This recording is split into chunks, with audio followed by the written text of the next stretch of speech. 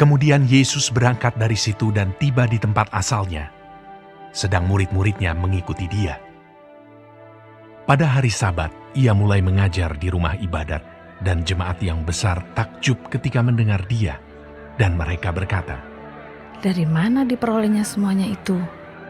Hikmat apa pulakah yang diberikan kepadanya? Dan mujizat-mujizat yang demikian, bagaimanakah dapat diadakan oleh tangannya? Bukankah ia ini tukang kayu? Anak Maria, saudara Yakobus, Yoses, Yudas, dan Simon? Dan bukankah saudara-saudaranya yang perempuan ada bersama kita?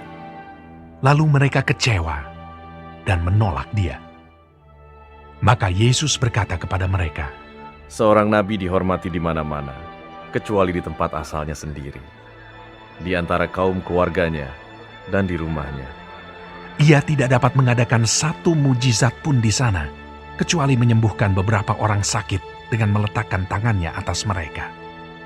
Ia merasa heran atas ketidakpercayaan mereka. Lalu Yesus berjalan keliling dari desa ke desa sambil mengajar. Ia memanggil ke-12 murid itu dan mengutus mereka berdua-dua. Ia memberi mereka kuasa atas roh-roh jahat dan berpesan kepada mereka supaya jangan membawa apa-apa dalam perjalanan mereka kecuali tongkat, roti pun jangan, bekal pun jangan, uang dalam ikat pinggang pun jangan. Boleh memakai alas kaki, tetapi jangan memakai 2 baju. Katanya selanjutnya kepada mereka, Kalau di suatu tempat kamu sudah diterima dalam suatu rumah, tinggallah di situ sampai kamu berangkat dari tempat itu. Dan kalau ada suatu tempat yang tidak mau menerima kamu, dan kalau mereka tidak mau mendengarkan kamu, keluarlah dari situ, dan kebaskanlah debu yang di kakimu sebagai peringatan bagi mereka. Lalu pergilah mereka memberitakan bahwa orang harus bertobat, dan mereka mengusir banyak setan, dan mengoles banyak orang sakit dengan minyak, dan menyembuhkan mereka. Raja Herodes juga mendengar tentang Yesus, sebab namanya sudah terkenal, dan orang mengatakan, Yohanes Pembaptis sudah bangkit dari antara orang mati. Dan itulah sebabnya kuasa-kuasa itu bekerja di dalam dia. Yang lain mengatakan, Dia itu Elia. yang lain lagi mengatakan, Dia itu seorang nabi, sama seperti nabi-nabi yang dahulu. Waktu Herodes mendengar hal itu, ia berkata, Bukan, dia itu Yohanes yang sudah kupenggal kepalanya dan yang bangkit lagi. sebab memang Herodeslah yang menyuruh orang menangkap Yohanes dan membelenggunya di penjara berhubung dengan peristiwa Herodias, istri Filipus saudaranya, karena Herodes telah mengambilnya sebagai istri. Karena Yohanes pernah menegur Herodes. Tidak halal engkau mengambil istri saudaramu. Karena itu, Herodias menaruh dendam pada Yohanes dan bermaksud untuk membunuh dia, tetapi tidak dapat, sebab Herodes segan akan Yohanes, karena ia tahu bahwa Yohanes adalah orang yang benar dan suci, jadi ia melindunginya.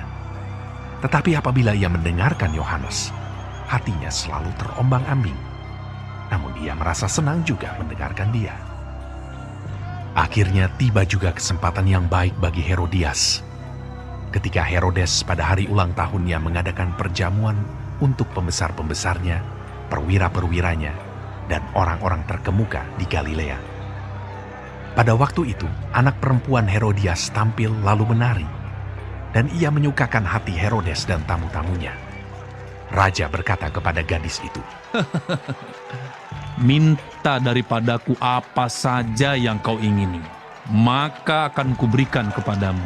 lalu bersumpah kepadanya, Apa saja yang kau minta akan kuberikan kepadamu, sekalipun setengah dari kerajaanku.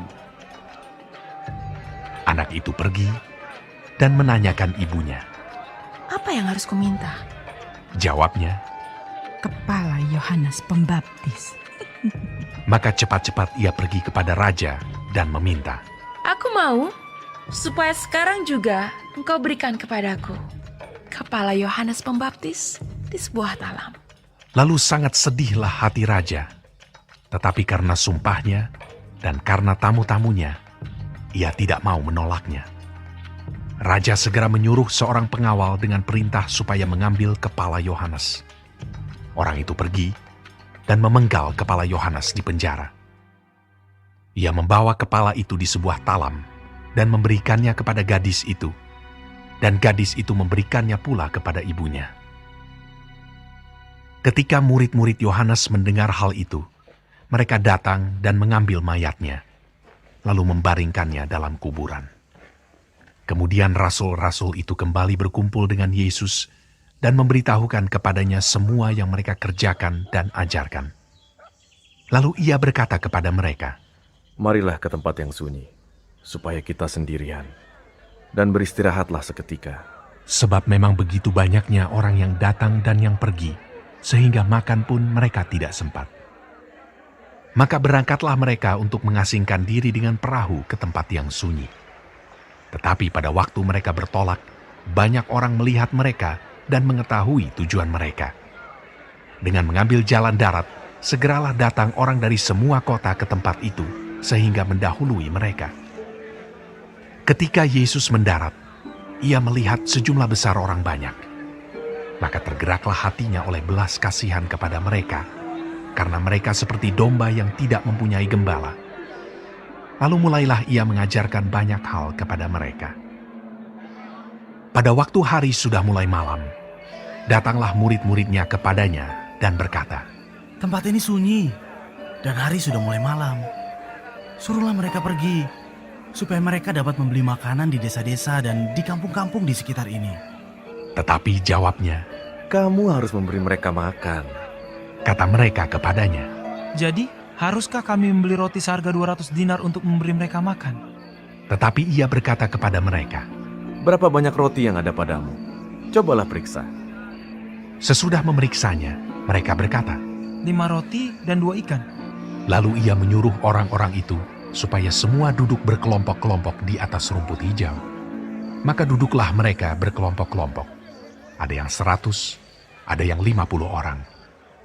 Dan setelah ia mengambil 5 roti dan 2 ikan itu, ia menengadah ke langit dan mengucap berkat, lalu memecah-mecahkan roti itu dan memberikannya kepada murid-muridnya, supaya dibagi-bagikan kepada orang-orang itu.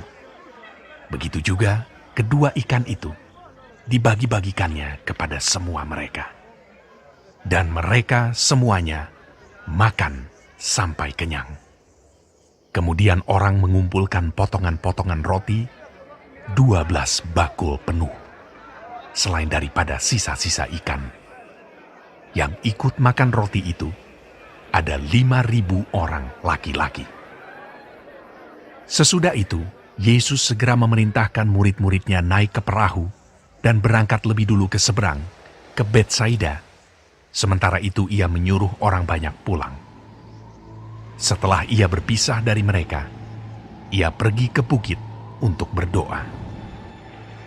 Ketika hari sudah malam, perahu itu sudah di tengah danau, sedang Yesus tinggal sendirian di darat.